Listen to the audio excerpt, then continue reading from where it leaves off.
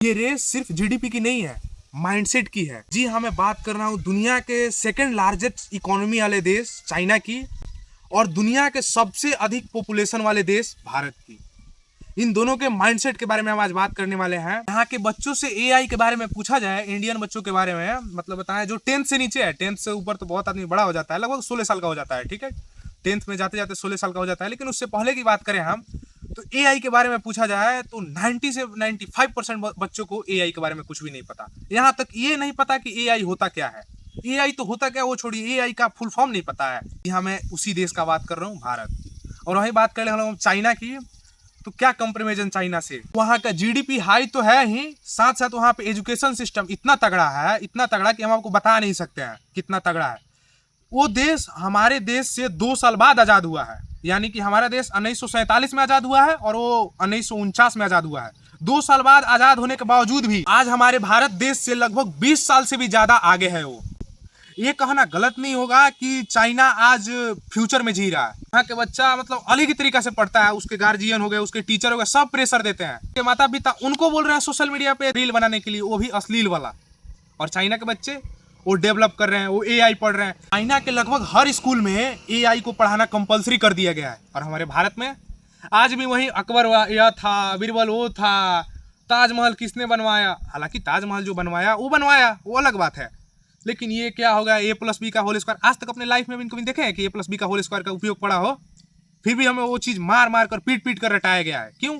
इसमें हमारी कोई गलती नहीं है, चाहे आने वाली जनरेशन की, चाहे वो अभी जो जनरेशन चल रहा है, चाहे जो जनरेशन पढ़ रहा है, उसकी कोई गलती नहीं है। ये सब गलती है सिस्टम की, सरकार की गलती है। ये सब चीज़ बात नोटिस सरकार को करना चाहिए। तो सरकार आज भी पढ़ा रहा है कि हाँ, हुमायूं कौन था, अकबर कौन था, बीरबल कौन था। ये रियल लाइफ में क्या जरूरत है? आपने कभी a+b का होल स्क्वायर का उपयोग रियलिटी में जाने हैं? टाइप में मान लीजिए आप इंडिया में हैं और जॉब लेने जाते हैं, तो आपको क्या देखा जाएगा? डिग्री नहीं देखा जाता है, स्किल देखा जाता है, स्किल डेवलप करना। लेकिन हमारे भारत में हम 18 साल का हो गए हैं, ठीक है। अभी तक हमने मतलब हम इस टाइम बीए पार्ट 2 में है, सेमेस्टर 2 में, ठीक है। अभी तक हमको स्किल के बारे में या बिजनेस के बारे में कोई भी चीज़ नहीं सिखाया गया है। जहाँ तक हमने इकोनॉमिक्स लिया है, इकोनॉमिक्स ऑनर्स से हम ग्रेजुएशन कर रहे हैं, फिर भी हमको कुछ नहीं सिखाया गया है।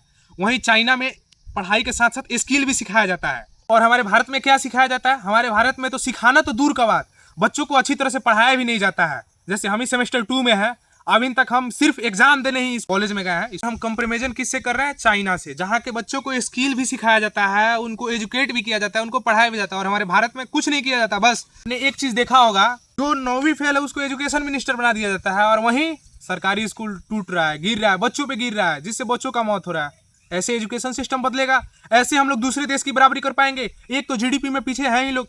आज भी चाइना ना भी जीता है तो हम लोगों से 30 साल आगे जीता है फ्यूचर में। क्यों? वो डेवलप कर रहा है, वहाँ की सरकारें अच्छी है, वहाँ पे सब चीज़ सुविधा मिलता है बच्चों को पढ़ने के लिए और पढ़ाने के लिए। हमारे देश में क्या है? हमारे देश में कुछ नहीं है। यहाँ पे सिर्फ बच्चों को स्कूल आओ जाओ, जो टीचर मतलब जिसको टीचर का स्पेलिंग नहीं लिखने आता है, वो टीचर सरकारी स्कूल में रह के 70,000 का महीना उठाता है। जिसको एजुकेशन मिनिस्टर का एजुकेशन मिनिस्टर लिखने नहीं आता है, उसको एजुकेशन मिनिस्टर बनाया गया है। ऐसे देश का हाल है हमारा। बाकी आपका क्या राय है कमेंट में बताइएगा। इस पे हम कुछ ज़्यादा नहीं बोल सकते हैं, बस इतना ही बोल सकते हैं। चलिए मिलता हूँ जल्दी नेक्स्ट वीडियो में, तब तक के लिए बाय। लेकिन उससे पहले हमारी इस आईडी को सब्सक्राइब कीजिएगा, ताकि ऐसे ही वीडियो आपको मिलता रहे। जय हिंद, जय भारत।